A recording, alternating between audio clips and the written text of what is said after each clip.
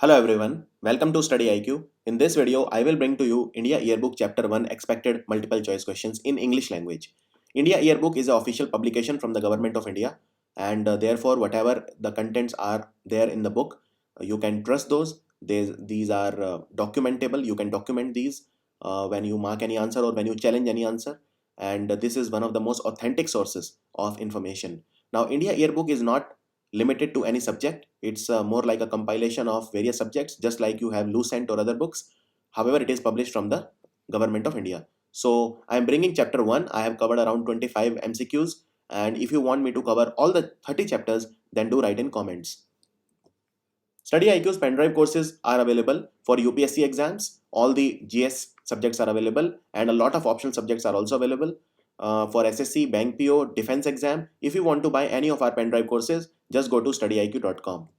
You can now follow me on Instagram. My ID is tirelesssoul. Or you can follow me on Twitter. My ID is GauravGarg888. So let's start with the first question. India lies in which hemisphere? Which hemisphere? So let's say this is planet Earth.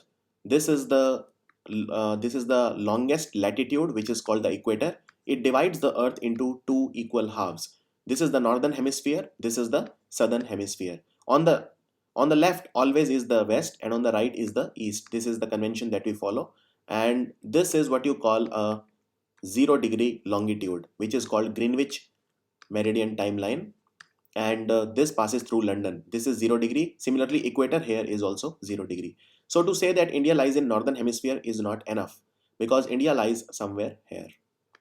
Okay, this is where India lies. So this is not just northern hemisphere, this is also eastern hemisphere, because GMT divides globe into two halves, the western hemisphere and the eastern hemisphere. So India lies in the northeast hemisphere. So the answer is D, northeastern hemisphere. And of course, equator does not pass through India. The Tropic of Cancer, however, passes through India. And this is the Tropic of Capricorn. The only continent through which both the Tropic of Cancer and Tropic of Capricorn passes is Africa.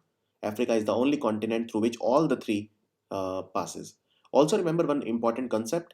If you move 1 degree on a latitude, there is a time lag of 4 degrees. Now in India, we follow something known as Indian Standard Time, which is 82.5 degrees, right? And London, through which GMT passes, is 0-degree. So if I want to find out the difference between London and India, you know what is the formula? So you simply take the difference, that is 82.5, and London is 0. So ultimately it is 82.5. You multiply it by 4 minutes. So this comes out to be 330 minutes or 5.5 hours. Now, if you want to know whether India is ahead or London is ahead, so the sun rises in the east, so India is ahead. So India's time is ahead by 5.5 hours compared to London. Similarly, you can find out the time difference between any of the two countries on the globe. The total length of the coastline of the mainland, including Lakshadweep Islands and Andaman and Nicobar Islands, is how much? Andaman Nicobar Islands are right here in the Bay of Bengal. Lakshadweep Island are here in the Arabian Sea, and the total length of the coastline. Now, what is Indian coastline? So this is something known as peninsular India. What is peninsula and what is an island? So if a land is surrounded by water on all the four sides, it is called an island. If a piece of land is surrounded on three sides by water, it is called a peninsula. So this South India, roughly we call it South India, but it is peninsular India. We call it peninsula, right? And it is the second biggest peninsula in the world. So this is what you call coastline. This right next to the seashore, this is the coastline. So India has a long coastline. This is the western coastline, this is the eastern coastline. The longest coastline is of Gujarat, followed by Andhra Pradesh, and our coastline is protected by Indian Coast Guard. Now the important thing to understand here is that this is not just the coastline of the Indian mainland. Even Andaman Nicobar and Lakshadweep have some coastline because they are inside the sea. So if this is an island, this is the coastline, right?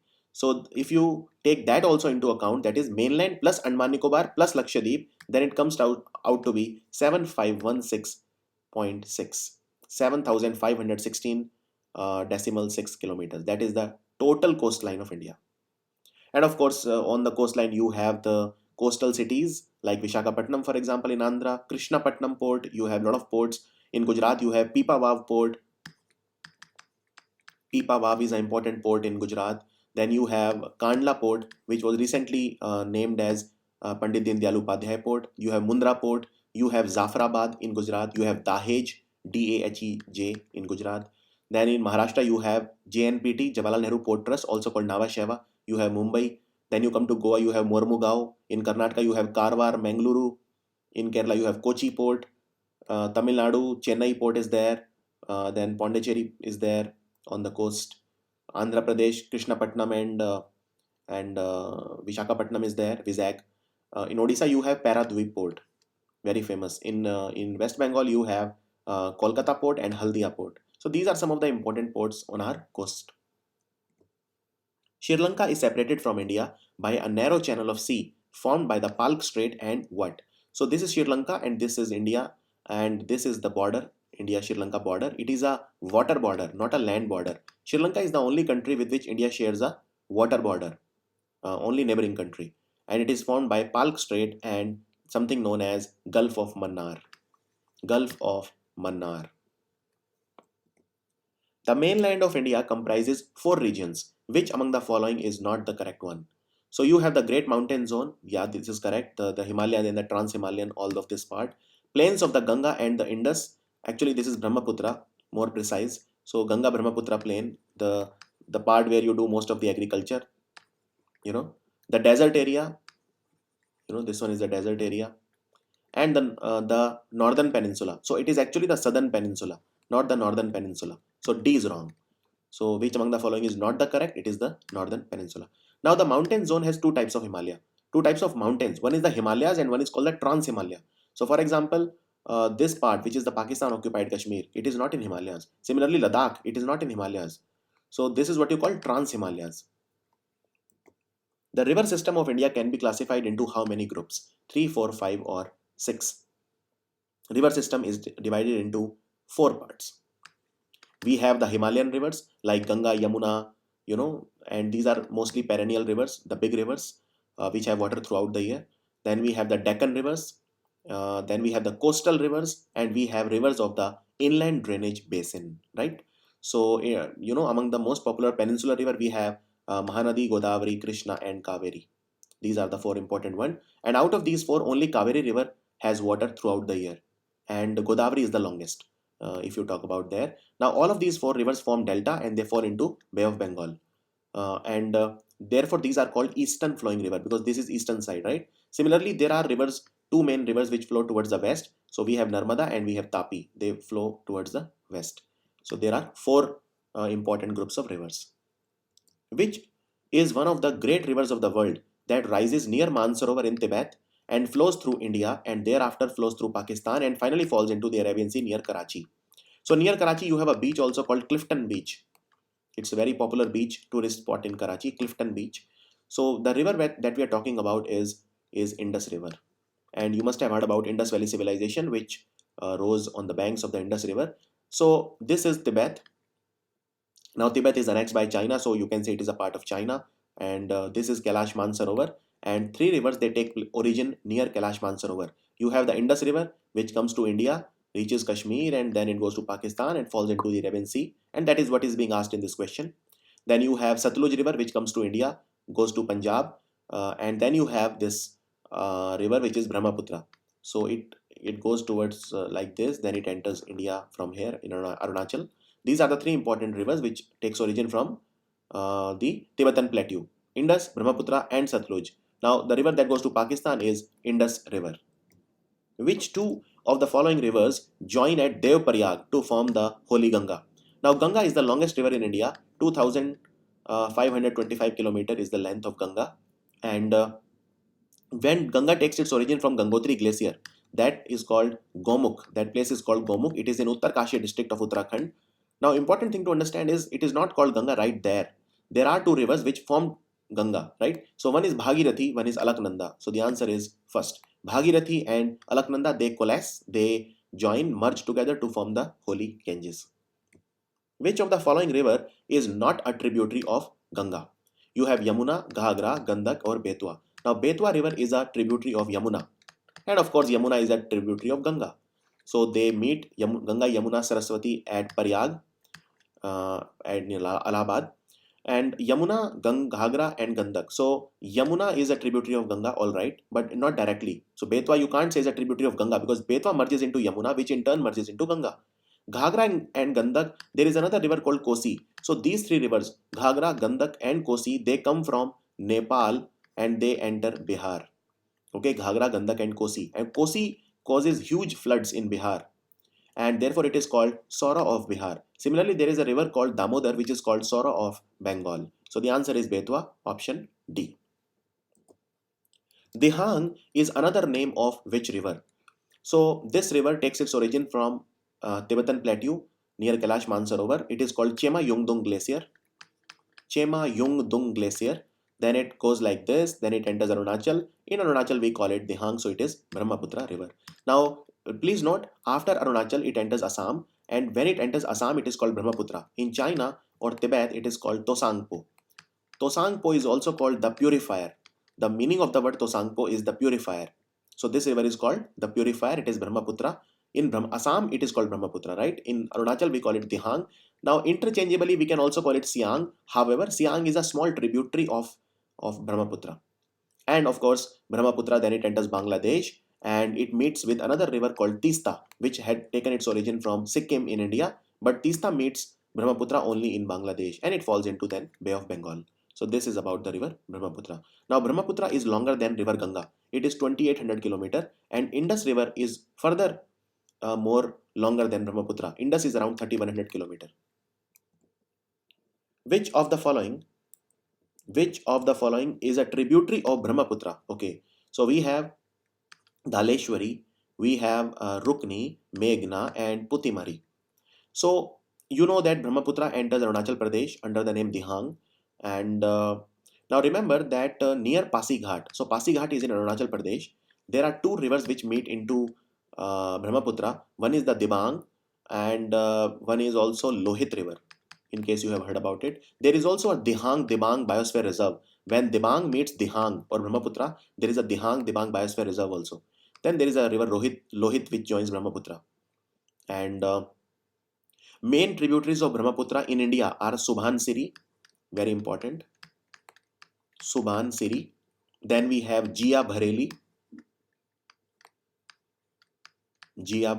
we have Dhansiri, we have Puthimari, and we have Pagladia and Manas, Manas, Pagladia, Pagladiya. These are important tributaries. Dhaleshwari and Rukni, they are tributaries of a river called Barak, Barak, Barak River. Okay, so Puthimari is the answer here. Which among the following is a east flowing river? So east flowing, Mahanadi, Godavari, Krishna and Kaveri. There is a Kaveri dispute which was settled by Supreme Court recently, Karnataka and Tamil Nadu, and there is a Mahanadi dispute between Odisha and Chhattisgarh. Mahanadi takes its origin in Chhattisgarh, then it goes to Odisha, and then it merges into Bay of Bengal. All of these four rivers form delta. So you can see Godavari is the answer. Tapti is also called Tapi. It is a western flowing river. Narmada is also a western flowing river. The climate of India may be broadly described as which type? So India has a tropical monsoon type climate as per India Yearbook. And monsoon, there are two types of monsoon that India receives. One is the southwest monsoon, which strikes mainly the western coast of India and also the northeastern states, Meghalaya and this area, and brings heavy rainfall. And then we have the retreating monsoon, which is called the northeast monsoon, which causes rainfall mainly in Tamil Nadu and this area.